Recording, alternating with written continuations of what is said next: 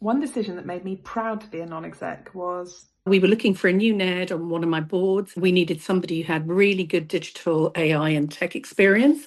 And I championed quite strongly a first-time NED, a woman who had never been a NED, wasn't as confident, but her experience was completely relevant, would add to both the exec and the board. And I stuck my neck out and said I thought she was the right person. And she got the role, and she has made a massive contribution since joining that board. When I was chair of the University of Sussex, the fees for universities were increased. And what came with that was the requirement for each university to make a plan called the Widening Participation Plan. And what that meant was you had to invest a certain amount of those fees in a plan to provide access for people who typically wouldn't go to university. And the team responsible for this came to the governing body, the council, and said, here we are, here's our plan. And I said round the table, could people put up their hands if they're first generation scholars? In other words, they're the first generation in their family to go to university.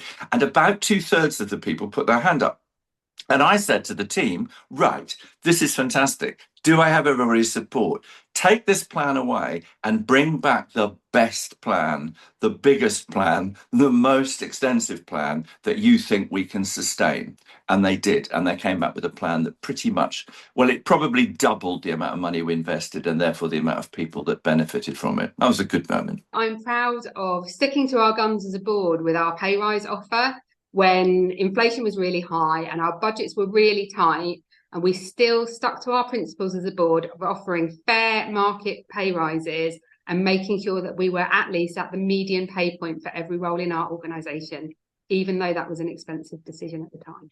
When I raised a very sensitive issue at a board meeting, and it was a very sensitive issue, and I was very aware of that. And after the board meeting, several people came to me and thanked me for raising that issue.